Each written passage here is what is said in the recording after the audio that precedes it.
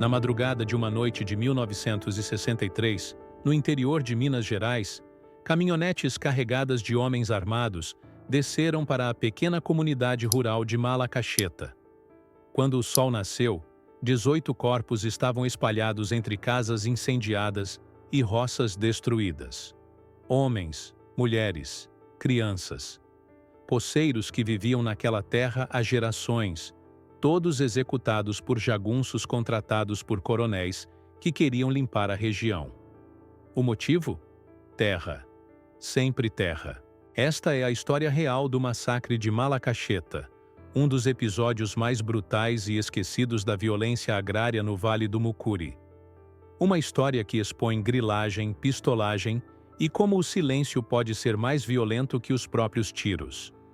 E tudo começou mais de uma década antes, quando os primeiros documentos falsos começaram a circular pelos cartórios da região. Se você aprecia conteúdo que resgata memórias apagadas da história brasileira, inscreva-se no canal e ative o sininho. Este é um relato que precisa finalmente ser contado. O norte de Minas e o Vale do Mucuri, nos anos 1950, eram regiões de fronteira agrícola, onde a lei do Estado raramente chegava, e a lei dos coronéis imperava absoluta. Malacacheta, distrito remoto próximo a Teófilo Otoni, vivia do que a terra dava: mandioca, milho, feijão, criação de porcos e galinhas. As famílias que ali viviam eram poceiros, gente que ocupava aquelas terras há décadas, alguns desde o século anterior. Não tinham documentos formais de propriedade, porque na época dos avós, ninguém precisava de papel para provar que a terra era sua. Bastava trabalhar nela, plantar, colher, criar os filhos ali. Era a tradição do sertão, a posse pela ocupação legítima e produtiva. Mas essa tradição estava prestes a ser esmagada pela chegada de dois homens que a região passaria a conhecer como os coronéis do Mucuri. Eram fazendeiros poderosos, com conexões políticas em Belo Horizonte e Brasília. Homens que haviam enriquecido com extração de madeira e gado. Olhavam para aquelas terras ocupadas por poceiros e viam oportunidade de expandir seus domínios. E tinham os meios para isso: dinheiro, influência e total ausência de escrúpulos. A chegada dos coronéis não foi anunciada com trombetas. Foi silenciosa e calculada. Em 1950, começaram a surgir nos cartórios da região documentos de propriedade para áreas que os poceiros consideravam suas. Eram escrituras antigas, supostamente datadas de décadas atrás, com assinaturas de pessoas que muitos nem conheciam ou que já haviam morrido há anos. Os poceiros, a maioria analfabeta, não entendiam como aquilo era possível. Procuravam os escrivães, que desconversavam. Procuravam autoridades locais, que diziam não poder fazer nada contra documentos registrados. Era grilagem descarada, a fraude documental que por séculos concentrou terras no Brasil. Mas para pessoas simples do interior, sem acesso a advogados, sem recursos para contestar legalmente, aqueles papéis falsos tinham o peso de verdade jurídica. A tensão começou a crescer quando, em 1952, jagunços apareceram pela primeira vez nas roças de Malacacheta. Não eram homens da região, eram forasteiros trazidos de fora, tipos duros com cicatrizes no rosto e armas na cintura. Chegavam montados a cavalo, em grupos de 3 ou 4, e ficavam observando os poceiros trabalhando. Não diziam nada, apenas observavam. A presença deles era uma ameaça silenciosa, um recado não verbal que todos entendiam perfeitamente. Vocês estão sendo vigiados, vocês não são mais donos aqui. José Pereira da Silva, um dos líderes naturais da comunidade de poceiros, homem de 52 anos que nascera naquelas terras, foi o primeiro a confrontar os jagunços. Perguntou o que estavam fazendo ali em terras que não eram delas. A resposta foi uma gargalhada e uma frase que José nunca esqueceria. Terra de quem tem documento, velho. E vocês não têm documento nenhum. José tentou argumentar que sua família estava ali havia mais de 40 anos, que seu pai havia derrubado Mata Virgem para plantar a primeira roça. O jagunço cuspiu no chão e disse: "Isso não vale nada. Documento vale. E o documento diz que essa terra agora é do coronel." As intimidações começaram sutis, mas foram escalando rapidamente. Cercas que os poceiros haviam construído amanheciam derrubadas. Animais de criação apareciam mortos nos pastos, degolados, deixados ali para apodrecer como aviso.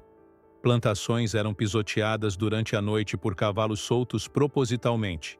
Era guerra psicológica, projetada para quebrar a resistência dos poceiros, para fazê-los desistir e abandonar voluntariamente aquelas terras. Algumas famílias, as mais medrosas ou as que tinham alternativas, começaram a partir. Pegavam o pouco que tinham e migravam para outras regiões, para as periferias de cidades maiores, trocando a autonomia da terra pela incerteza da vida urbana. Mas muitas famílias ficaram, lideradas por homens como José Pereira, que juraram que só sairiam dali mortos. Infelizmente, essa promessa seria cumprida de forma literal. Em 1956, a violência deixou de ser simbólica e se tornou física. Manuel Rodrigues, poceiro de 38 anos, foi surpreendido por 3 jagunços enquanto colhia milho em sua roça. Exigiram que ele abandonasse a área imediatamente. Manuel, que tinha esposa e 4 filhos pequenos, dependendo daquela colheita, recusou. Disse que aquela era sua terra, que tinha trabalhado 1 ano inteiro naquela plantação, que não ia embora. Os jagunços o espancaram ali mesmo, no meio da roça, com coronhas de rifle e socos. Quebraram costelas, braço, deixaram o rosto desfigurado.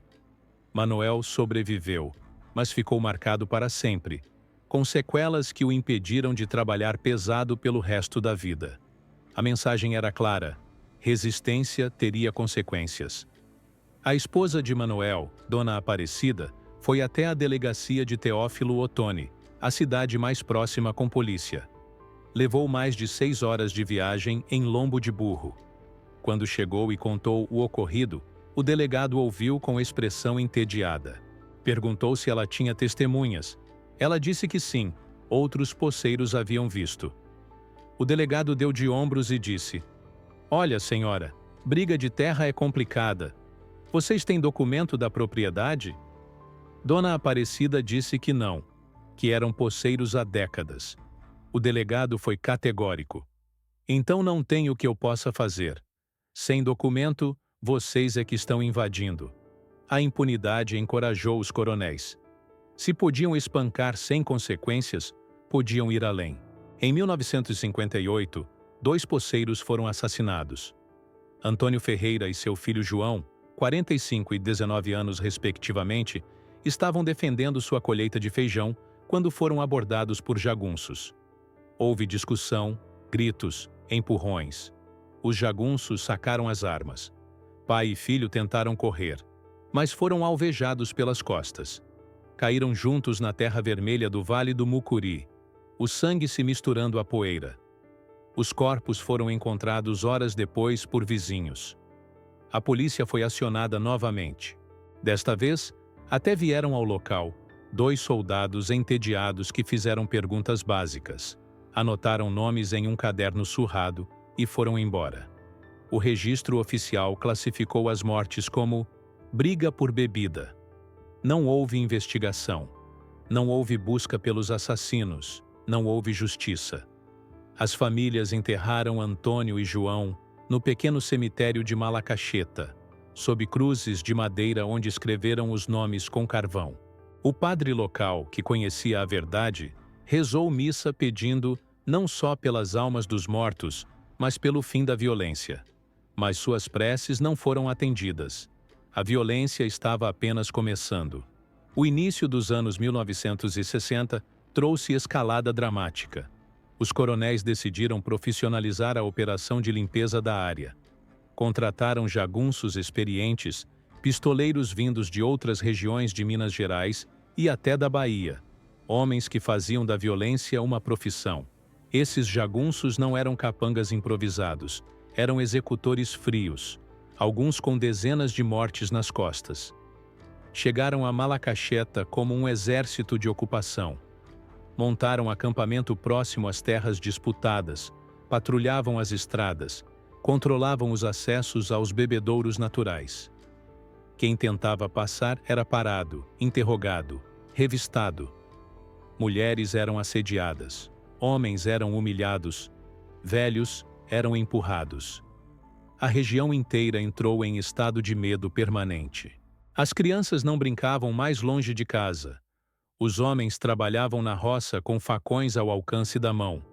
As mulheres rezavam o terço todas as noites pedindo proteção. José Pereira da Silva, vendo a situação se deteriorar, tentou organizar os poceiros. Convocou reuniões secretas, à noite, em locais isolados, iluminadas apenas por lampiões. Participavam cerca de 30 homens, todos poceiros determinados a não abandonar suas terras. José propôs formar uma guarda comunitária, turnos de vigília para proteger as famílias. Alguns homens tinham espingardas velhas de caça, outros apenas facões e foices. Não eram guerreiros, eram agricultores forçados a pensar em autodefesa. As mulheres, lideradas por Dona Maria do Carmo, matriarca respeitada na comunidade, organizaram um sistema de avisos. Se jagunços fossem avistados, tocavam sinos ou acendiam fogueiras para alertar outras famílias. Era organização desesperada, improvisada, tentativa de pessoas comuns de se protegerem contra a violência que o Estado deveria, mas não estava, combatendo. A cidade de Malacacheta se dividiu. Havia quem apoiasse os poceiros, reconhecendo a injustiça do que estava acontecendo. Mas havia também quem se alinhasse aos coronéis, por medo, por interesse ou por oportunismo. Comerciantes locais dependiam dos coronéis, que compravam em grande quantidade. O padre apoiava os poceiros, mas o prefeito mantinha silêncio calculado. Em março de 1963, aconteceu o evento que seria usado como justificativa para o massacre. Um dos coronéis, o mais influente e temido da região, foi morto em emboscada. Estava cavalgando numa estrada vicinal quando tiros vieram da mata. Foi atingido múltiplas vezes e caiu morto do cavalo. Seus capangas, que o acompanhavam metros atrás, não conseguiram reagir a tempo. Os atiradores fugiram pela mata, desaparecendo sem deixar rastro. Nunca ficou claro quem executou o coronel. Algumas testemunhas disseram ter visto vultos correndo, mas não conseguiram identificar rostos. Havia especulações de que poderiam ser poceiros, agindo em desespero, tentando decapitar a liderança que os oprimia. Outras teorias sugeriam rixa entre os próprios coronéis, disputa interna de poder. Havia até quem dissesse que foi crime passional, ligado à vida pessoal do coronel, mas a verdade nunca foi estabelecida, porque não houve investigação séria. O que importou foi a narrativa que se consolidou rapidamente. Os poceiros haviam matado o coronel. O irmão do coronel morto, homem ainda mais brutal e vingativo, assumiu o controle dos negócios da família. Seu nome era temido em toda a região. Coronel Augusto, conhecido pela crueldade com que tratava inimigos. Augusto não tinha interesse em processos legais ou disputas burocráticas. Ele queria vingança rápida e exemplar. Queria enviar mensagem tão clara que ninguém mais ousasse desafiar o poder dos coronéis do Mucuri. Então fez contato com um grupo de pistoleiros que operava na região, conhecido como Os do Capão. Eram 8 homens liderados por um matador profissional apelidado de Mão Preta, pela cicatriz escura que tinha na mão direita, resultado de queimadura antiga. Mão Preta tinha fama de nunca ter falhado um serviço, de ser implacável e totalmente desprovido de remorso. Coronel Augusto fez proposta simples e diabólica: limpar a região dos poceiros, por qualquer meio necessário. O pagamento seria generoso, e não haveria perguntas sobre métodos. Os dias que antecederam o massacre foram de silêncio ominoso. Os poceiros perceberam movimentação estranha, caminhonetes passando pela região em horários incomuns, jagunços em número maior que o usual. José Pereira sentiu que algo terrível estava para acontecer. Reuniu as famílias e sugeriu que as mulheres e crianças fossem temporariamente para Teófilo Otoni, ficando com parentes até a situação se acalmar. Algumas famílias aceitaram e partiram. Outras recusaram, dizendo que não abandonariam suas casas. Dona Maria do Carmo, a matriarca, tinha 64 anos e declarou que nascera naquela terra e ali morreria se fosse necessário.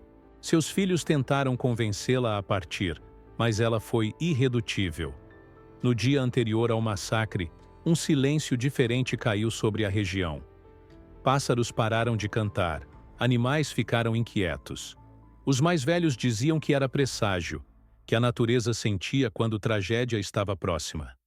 Na primeira noite do massacre, os jagunços atacaram o povoado onde vivia a família de José Pereira. Chegaram ao entardecer, quando as famílias estavam jantando. Eram 3 caminhonetes carregadas de homens armados. Desceram com rifles, espingardas, facões. Não houve aviso, não houve negociação. Começaram incendiando as casas, jogando querosene nas paredes de pau a pique e acendendo fogo. As chamas subiram rápido, consumindo em minutos o que havia levado anos para construir. As famílias saíram correndo, pegando apenas o que estava nas mãos. José Pereira tentou enfrentar os jagunços, sacou sua espingarda velha. Conseguiu disparar uma vez antes de ser alvejado por 3 tiros simultâneos. Caiu na frente da própria casa em chamas, o sangue formando poça na terra seca. Sua esposa, Dona Joana, correu para socorrê-lo. Foi morta também, um tiro nas costas enquanto se ajoelhava ao lado do marido. Os 2 filhos do casal, rapazes de 17 e 19 anos, tentaram fugir pelo matagal. Foram perseguidos pelos jagunços, que conheciam cada trilha da região. Os gritos dos jovens ecoaram pela noite, até que silenciaram abruptamente, cortados por disparos secos.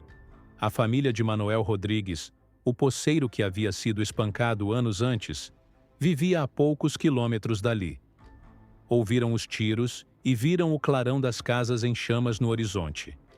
Manuel, que devido às sequelas do espancamento não conseguia mais correr, ordenou que a esposa pegasse os filhos e fugisse para a mata.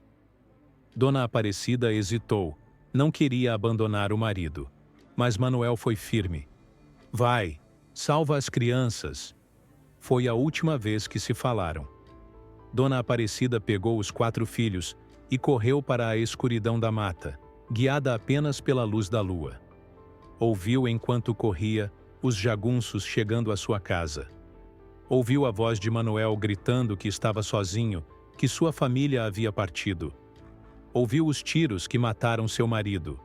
Continuou correndo, as crianças chorando, os espinhos rasgando pele, o coração partido, mas os pés não parando. Sobreviveram escondidos na mata por 3 dias, comendo frutas selvagens e bebendo água de riachos, até que consideraram seguro voltar. Quando voltaram, encontraram a casa destruída e o corpo de Manuel coberto de moscas. Na segunda noite, os jagunços atacaram outra comunidade próxima, onde viviam cerca de 15 famílias. O padrão foi o mesmo: cercar, incendiar, executar quem resistisse. Antônio Soares, homem de 51 anos, tentou negociar com os jagunços. Ofereceu-se para partir imediatamente, levando apenas sua família, sem levar nada. Disse que não queria briga, só queria viver. Mão Preta, o líder dos pistoleiros, riu da oferta. Tarde demais para negociar, disse, e ordenou que seus homens executassem Antônio na frente da família. O tiro na cabeça foi instantâneo.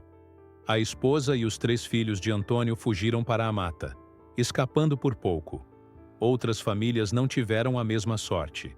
Dona Maria do Carmo, a matriarca que havia jurado morrer naquela terra, estava rezando o terço quando os jagunços chegaram à sua casa. Tinha 3 filhos adultos com ela, 2 homens e uma mulher. Todos tentaram resistir, usando ferramentas agrícolas como armas. Foram mortos rapidamente. Dona Maria morreu ajoelhada, as contas do terço ainda entre os dedos, a oração interrompida por bala que atravessou seu peito. No terceiro dia, um silêncio de morte cobriu a região. Não havia mais tiros, não havia mais gritos. Não havia mais movimento. As estradas estavam desertas, bloqueadas por jagunços que impediam qualquer um de entrar ou sair. O único médico de Malacacheta, ao saber do que estava acontecendo, fugiu para Teófilo Otoni.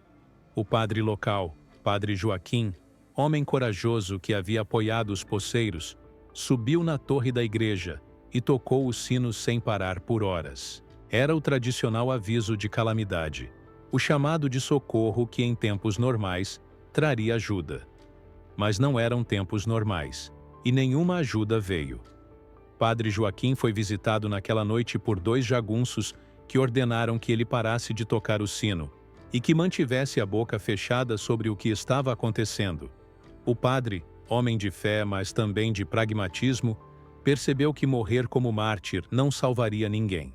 Parou de tocar o sino, mas começou a anotar tudo o que via e ouvia, criando registro secreto que só seria revelado anos depois. Quando finalmente o silêncio das armas se instalou, o saldo era devastador: 18 poceiros mortos, entre homens, mulheres e crianças. Dezenas de casas incendiadas, roças destruídas, animais mortos ou dispersos. As famílias sobreviventes, cerca de 200 pessoas, iniciaram êxodo em massa. Pegaram o que conseguiam carregar, às vezes apenas a roupa do corpo, e começaram a caminhar. Muitos marcharam por dias até conseguir carona em caminhões que passavam pela região. O destino era qualquer lugar que não fosse ali. Teófilo Otoni, Governador Valadares, Itaobim, até cidades mais distantes de Minas Gerais. Deixavam para trás não só casas e plantações, mas gerações de história, memórias de avós e bisavós, toda uma vida construída naquela terra. Dona Aparecida, viúva de Manuel Rodrigues, chegou a Teófilo Otoni com os 4 filhos órfãos. Não tinha dinheiro, não tinha parentes na cidade, não tinha para onde ir. Dormiu com as crianças na Praça da Matriz nas primeiras noites, pedindo comida a desconhecidos. Eventualmente conseguiu trabalho como lavadeira e criou os filhos sozinha, mas nunca voltou a sorrir como antes. Os filhos cresceram ouvindo a história de como o pai foi morto, defendendo a terra que era sua. Enquanto os sobreviventes fugiam, os coronéis consolidavam sua vitória. As terras abandonadas foram imediatamente cercadas e registradas como propriedade privada dos coronéis. Documentos foram criados, registros cartoriais foram feitos, tudo com aparência de legalidade. Em questão de meses, milhares de hectares que antes sustentavam dezenas de famílias de poceiros viraram propriedade de 2 ou 3 fazendeiros. O gado dos coronéis começou a pastar onde antes cresciam roças de milho e feijão. Madeireiras começaram a explorar áreas de mata que os poceiros haviam preservado. A transformação foi rápida e brutal. E o mais assustador, foi feita em total impunidade. Não houve investigação séria dos assassinatos, não houve prisões, não houve julgamentos. Os jagunços que executaram o massacre simplesmente desapareceram, provavelmente contratados para outros serviços similares em outras regiões. Mão Preta foi visto anos depois em conflitos agrários no Pará e em Goiás, sempre do lado dos grandes proprietários, sempre deixando rastro de sangue. Coronel Augusto viveu até os anos 1980 como fazendeiro respeitado. Participou de política local, morreu de velhice em sua cama, cercado por família e amigos. Nunca respondeu por nada. O silêncio que se instalou sobre o massacre de Malacacheta foi ensurdecedor. Na década seguinte, quem tentava falar sobre o ocorrido recebia visitas intimidadoras. Delegados da época, quando perguntados, diziam não se lembrar de nada significativo. Papéis de cartório que poderiam documentar a propriedade legítima dos poceiros desapareceram misteriosamente. A história oficial da região simplesmente apagou o massacre, como se nunca tivesse acontecido. Foi apenas entre os sobreviventes, nas conversas sussurradas em varandas e cozinhas, que a memória foi preservada. Os velhos contavam para os netos sobre a Noite Grande, como o massacre passou a ser chamado. Contavam sobre José Pereira e sua coragem, sobre Dona Maria do Carmo e sua fé inabalável, sobre Manuel Rodrigues que morreu para que sua família pudesse fugir. Transformaram os mortos em mártires, em exemplos de resistência e dignidade. Mas publicamente, Malacaxeta crescia como se nada tivesse acontecido. Na década de 1970, jornalistas independentes começaram a ouvir rumores sobre o massacre. Alguns foram à região investigar, conversaram com sobreviventes, tentaram montar o quebra-cabeça da verdade, mas enfrentaram muros de silêncio. Testemunhas tinham medo de falar abertamente, autoridades negavam ter conhecimento, registros oficiais eram inexistentes. Alguns jornalistas desistiram. Outros publicaram reportagens limitadas em jornais alternativos que tinham circulação restrita. A história permanecia submersa, conhecida localmente, mas invisível nacionalmente. Historiadores locais tentaram coletar versões do acontecido, entrevistando sobreviventes antes que morressem. Esses registros existem em arquivos locais, depoimentos gravados em fitas cassete, cadernos com anotações à mão.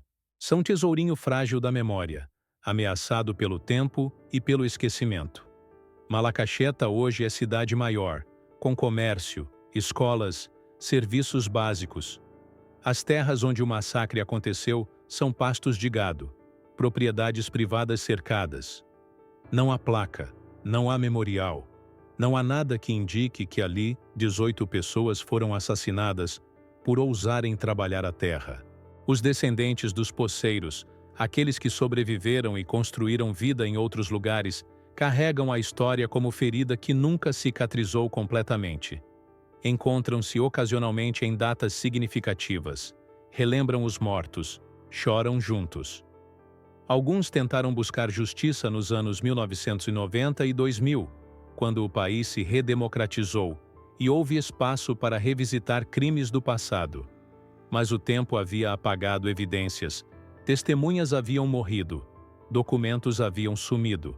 Não havia como processar fantasmas, como julgar mortos, como recuperar terras que agora tinham donos legais há décadas. O massacre de Malacaxeta não é caso isolado, é padrão que se repetiu centenas de vezes no Brasil rural.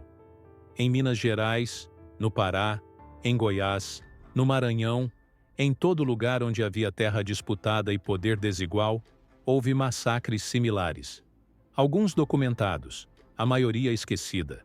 É história que o Brasil urbano prefere não conhecer, que contradiz a imagem pacífica que o país gosta de projetar.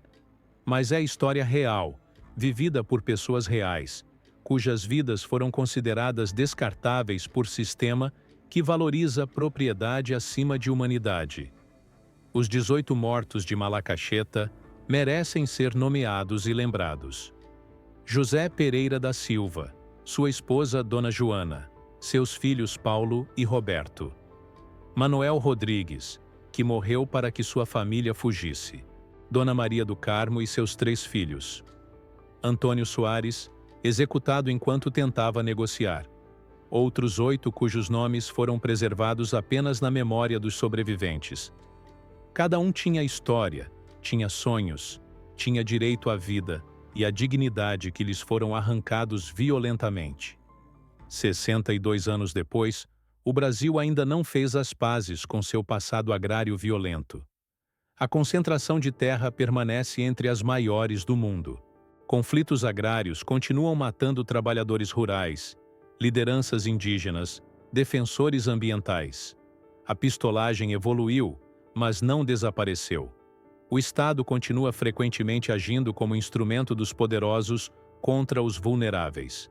O massacre de Malacaxeta precisa ser reconhecido oficialmente, não para buscar vingança impossível, mas para que não se repita, para que o Brasil finalmente enfrente essa violência estrutural e construa reforma agrária justa, presença estatal efetiva, justiça que chegue a todos, independentemente de poder econômico. Os mortos de 1963 não voltarão, mas suas memórias podem finalmente sair do silêncio e exigir do país o compromisso de que nunca mais terras sejam limpadas com sangue de trabalhadores. Que Malacacheta deixe de ser esquecida e se torne símbolo da luta por justiça agrária. Que nunca esqueçamos